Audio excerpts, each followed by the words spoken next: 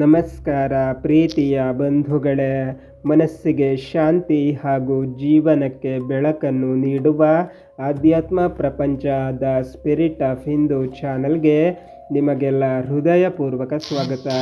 ಶ್ರೀ ವಾಲ್ಮೀಕಿ ರಾಮಾಯಣ ಬಾಲಕಾಂಡ ಸರ್ಗ 52. ವಸಿಷ್ಠರ ಆತಿಥ್ಯವನ್ನು ಸ್ವೀಕರಿಸಲು ವಿಶ್ವಾಮಿತ್ರನು ಸಮ್ಮತಿಸಿದುದು. ಮಹಾಬಲಶಾಲಿಯಾದ ವಿಶ್ವಾಮಿತ್ರನು ತಾಪಶ್ರೇಷ್ಠನಾದ ವಸಿಷ್ಠನನ್ನು ಕಂಡು ಬಹಳ ಸಂತೋಷಗೊಂಡು ವಿನಯದಿಂದ ನಮಸ್ಕರಿಸಿದನು.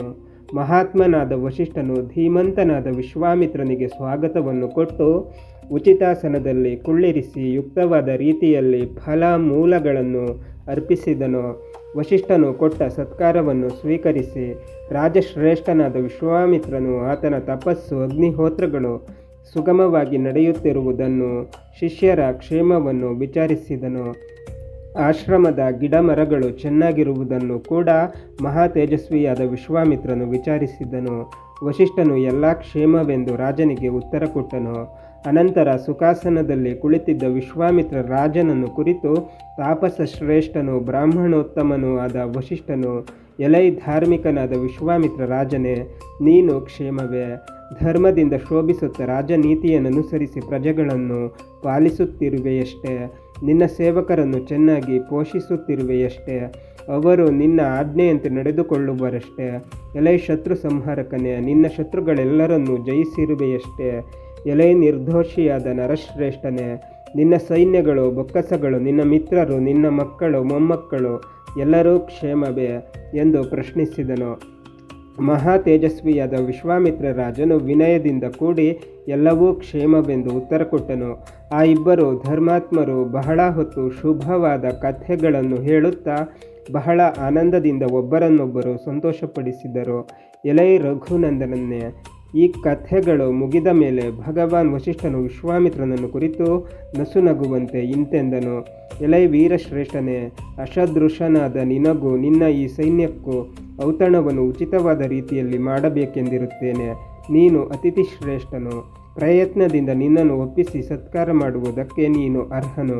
ಆದ್ದರಿಂದ ನಾನು ಮಾಡಬೇಕೆಂದಿರುವ ಸತ್ಕಾರವನ್ನು ನೀನು ಸ್ವೀಕರಿಸಬೇಕು.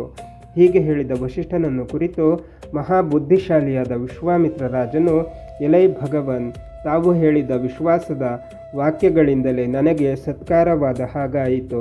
ತಮ್ಮ ಆಶ್ರಮದಲ್ಲಿರುವ ಫಲ ಮೂಲಗಳಿಂದಲೂ ತಾವು ಕೊಟ್ಟ ಪಾದ್ಯ ಆಚಮ ನಿಯಮಗಳಿಂದಲೂ ತಮ್ಮ ದರ್ಶನ ಲಾಭದಿಂದಲೂ ನಾನು ಸತ್ಕರಿಸಲ್ಪಟ್ಟೆನು. ನಮ್ಮಿಂದ ಸತ್ಕಾರ ಹೊಂದಲು ತಾವು ಅರ್ಹರು. ವಿಶ್ವಾಸಪೂರ್ವಕವಾದ ದೃಷ್ಟಿಯಿಂದ ತಾವು ನನ್ನನ್ನು ನೋಡಿಬಿಡಿ, ನಾನು ಹೋಗಿ ಬರುವೆನು, ತಮಗೆ ನಮಸ್ಕರಿಸುವೆನು ಎಂದು ಉತ್ತರ ಕೊಟ್ಟನು. ಹೀಗೆ ಹೇಳುತ್ತಿರುವ ರಾಜನನ್ನು ಕುರಿತು ಧರ್ಮಾತ್ಮನು ಉದಾರ ಮನಸ್ಕನೂ ಆದ ವಸಿಷ್ಠನು ಮತ್ತೆ ಮತ್ತೆ ಆತಿಥ್ಯವನ್ನು ಸ್ವೀಕರಿಸೆಂದನು. ಆಗ ವಿಶ್ವಾಮಿತ್ರನು, ಎಲೈ ಮುನಿವರ್ಯನೇ, ಒಳ್ಳೆಯದು, ತಮಗೆ ಸಂತೋಷವಾಗುವುದಾದರೆ ಹಾಗೇ ಆಗಲಿ ಎಂದು ವಸಿಷ್ಠ ಋಷಿಯ ಆತಿಥ್ಯಕ್ಕೆ ಸಮ್ಮತಿಸಿದನು. ಅನಂತರ ತಾಪಸ ಶ್ರೇಷ್ಠನು ಮಹಾ ತೇಜೋವಂತನೂ ಆದ ವಸಿಷ್ಠನು ಸಂತೋಷದಿಂದ ಚಿತ್ರವರ್ಣವುಳ್ಳ ತನ್ನ ಕಾಮಧೇನುವನ್ನು ಕರೆದು, ಎಲೈ ಶಬಳೆಯೇ, ಬೇಗನೆ ಬಾ, ನನ್ನ ಮಾತನ್ನು ಕೇಳು. ಈ ರಾಜರ್ಷಿಯ ಸೈನ್ಯಕ್ಕೆಲ್ಲ ಸೊಗಸಾದ ಭೋಜನವನ್ನು ಮಾಡಿಸಿ ಸತ್ಕರಿಸಬೇಕೆಂದು ನಾನು ಉದ್ಯುಕ್ತನಾಗಿದ್ದೇನೆ. ಅದಕ್ಕೆ ನೀನು ಏರ್ಪಾಡು ಮಾಡು.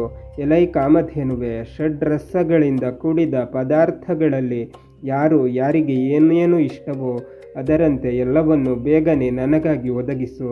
ಷಡ್ರಸಗಳಿಂದ ಕೂಡಿದ ಅನ್ನ ಶಾಕಾದಿಗಳು, ಭಕ್ಷ್ಯ ಭೋಜ್ಯ, ಚಿತ್ರಾನ್ನ, ಪಾಯಸ ಮುಂತಾಗಿ ಎಲ್ಲವನ್ನು ಸೃಷ್ಟಿ ಮಾಡು ಎಂದು ಆಜ್ಞಾಪಿಸಿದನು. ಬಂಧುಗಳೇ, ಶ್ರೀ ವಾಲ್ಮೀಕಿ ರಾಮಾಯಣ ಮುಂದುವರಿಯುತ್ತದೆ. ಅಲ್ಲಿಯ ತನಕ ನಮ್ಮ ಚಾನಲನ್ನು ನೋಡ್ತಾ ಇರಿ. ಎಲ್ಲ ವಿಡಿಯೋಗಳನ್ನು ನೋಡಿ ಶೇರ್ ಮಾಡಿ, ಲೈಕ್ ಮಾಡಿ, ಕಮೆಂಟ್ ಮಾಡಿ.